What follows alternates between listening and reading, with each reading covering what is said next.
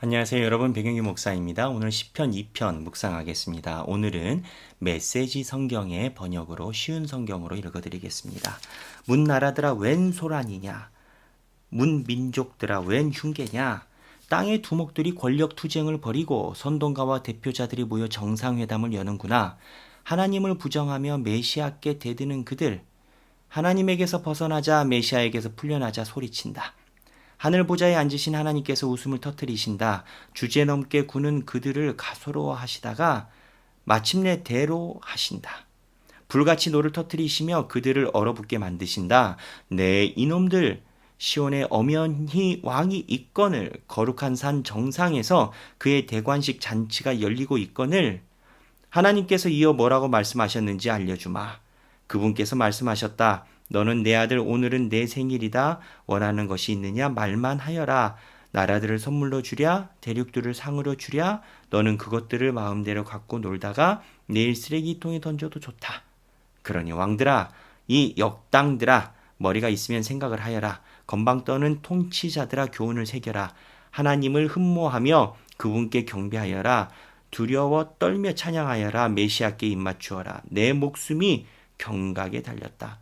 그 분노의 노가 터지기 일보 직전이다. 그러나 하나님께 필사적으로 달아나는 이들은 결코 후회하지 않을 터. 이 내용입니다.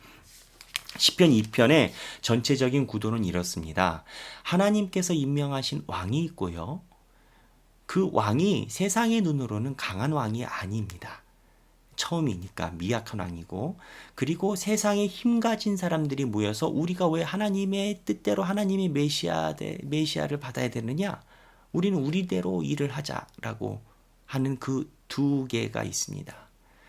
그런데 힘은 세상의 군왕들이 더 많이 가지고 있습니다. 그러다 보니까 세상에 힘 가지고 있는 왕들의 모임이 더 많습니다. 그러면 현상이 어떻게 되느냐? 이 땅에서 보고 있는 눈으로는요, 세상의 왕들이 힘이 더 많고 그들이 더 많이 모여 있습니다. 그런데 하나님이 선택한 메시아, 그리고 하나님이 선택한 왕은 힘이 없고 보잘것없어 보입니다. 근데 이 시편 기자의 고백은 뭐냐? 세상에 보는 눈대로 그 왕들이 헛소문 펼치는 대로 이야기할 게 아니라 하나님이 임명하신 왕을 우리가 봐야 된다라는 겁니다. 이 안에서 배어있는 핵심 포인트는 뭐냐면 세상의 눈으로 세상을 볼 것이냐, 그리고 하나님의 눈으로 볼 것이냐. 세상의 눈으로 보면 뭇 왕들이 모여있고 그 사람들이 여론을 주도하고 그 사람들이 모든 걸 가지고 있고 그 사람들 말대로 해야 성공할 것 같지만 지금은 작아 보일지 몰라도 하나님이 기름 부으신 메시아가 모든 것을 통치한다. 그러니 지혜 있는 자는 눈에 보이는 대로 힘을 가지고 있는 사람들을 보지 말고 하나님이 기름 부은 자를 봐야 된다. 약해 보이는 그 사람이 모든 것을 할 것이다. 나중에 하나님이 언제 이걸 드러내시느냐? 심판날에 모든 것을 다 드러내신다라는 겁니다. 여기서 우리가 배어있는 중요한 핵심은 세상을 볼 때 세상의 여론이나 왕들의 힘대로 상황을 볼 것이냐, 하나님의 뜻대로 상황을 볼 것이냐에 대한 충돌 지점이라는 겁니다. 예수님의 제자들도 이러한 충돌 지점에 많이 섰습니다. 야고보와 요한은 예루살렘에 올라가기 전에 예수님께 세상의 기준대로 나에게 보직을 달라고 그랬고요. 가룟 유다는 세상의 기준대로 본인이 돈꾀를 가지고 모든 것을 재정을 쥐락펴락, 돈을 쥐락펴락 하고 싶었던 마음이 있었습니다.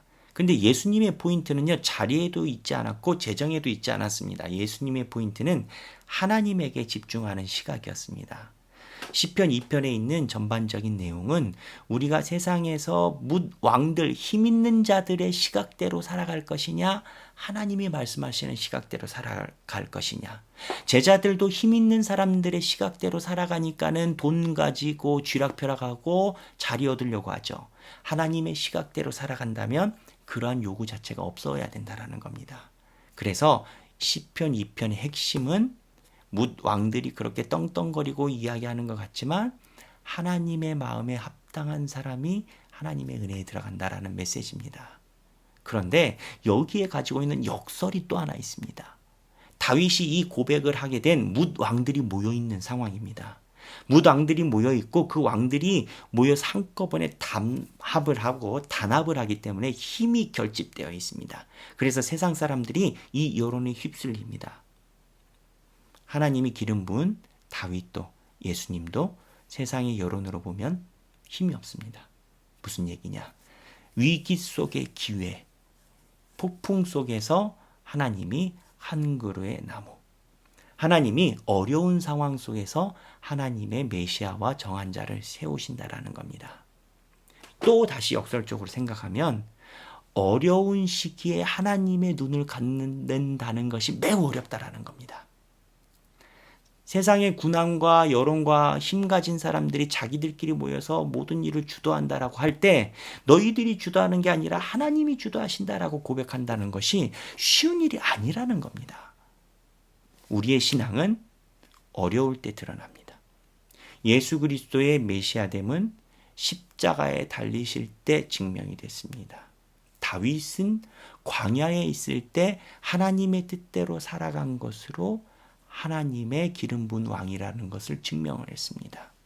이스라엘 백성이 광야에 있을 때 어려울 때 이스라엘 백성들은 하나님을 버렸지만 오히려 그 위기 속에 모세는 정금과 같이 빛났습니다. 세상에 보이는 눈대로 판단한 게 아니라 하나님의 시각대로 사물을 봤기 때문입니다. 시편 2편 뭇 왕들에 대한 이야기는 우리가 어떠한 시각으로 사물을 보고 어떻게 하나님을 의지하며 살아갈 것이냐에 대한 시편인 겁니다.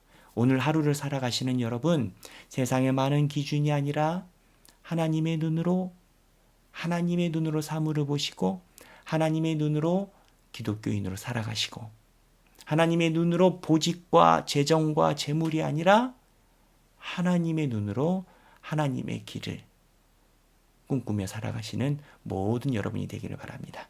감사합니다.